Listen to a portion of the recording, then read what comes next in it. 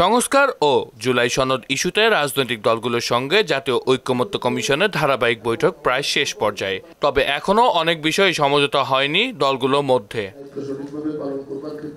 কমিশনের ২১তম দিনে বৈঠক শেষে বিএনপি নেতা সালাউদ্দিন আহমেদ জানান, প্রধান উপদেষ্টা নিয়োগের বিষয়ে সংসদের উপর রাখার পক্ষে তারা। জুলাই সনদের খসড়া প্রস্তাবে বিএনপি সমর্থন রয়েছে বলেও জানান তিনি। তারা আলাপ আলোচনা করে যে খসড়াটা দিয়েছে সেই খসড়ার সাথে আমরা প্রাইমারিলি একমত। শুধু কিছু কিছু শব্দ বাক্য ওনারাই বলেছেন যে যদি কারো কোনো অবজেকশন থাকে এই ভাষাগত দিকটা একটু সংশোধন করে আপনারা দেন। আমাদের সেটা মেজর কোনো ইস্যুজ ওখানে নাই। সেখানে কিছু শব্দ চয়ন, কিছু বাক্য চয়ন, কিছু গঠন প্রণালীতে একটু আসলে ত্রুটি আছে। জুলাই সনদের খসড়া নিয়ে আপত্তি জানিয়েছেন জামায়াত ও এনসিপি। দল দুটির নেতারা বলেছেন, আলোচনা ছাড়া খসড়া প্রকাশ করায় এর বিরোধিতা করেছেন তারা। জুলাই সনদের আমরা কপি পেয়েছি, আমরা এটা প্রাথমিকভাবে আমরা দেখেছি, আমরা পড়েছি।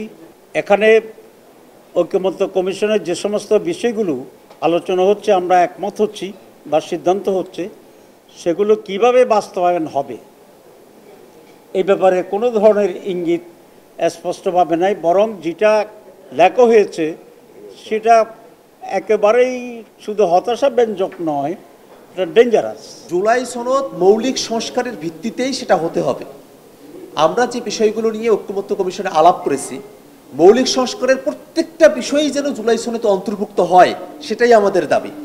যদি কোনো বিষয়কে অনুল্লেখ করে বাদ দিয়ে জুলাই ঘোষণাপত্র প্রণয়ন করা হয়, সেক্ষেত্রে সেই জুলাই সনদে আমরা স্বাক্ষর করব কিনা সেটা অবশ্যই বিবেচনাধীন।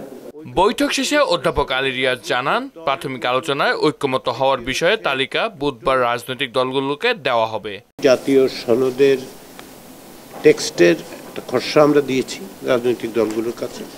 কেউ কেউ মৌখিকভাবে কিছু কিছু সামান্য সংশোধনের কথা বলেছেন। আমরা তাদের অনুরোধ করেছি আগামীকাল দুপুর 12টার মধ্যে আমাদের কাছে পৌঁছে দেওয়ার জন্য।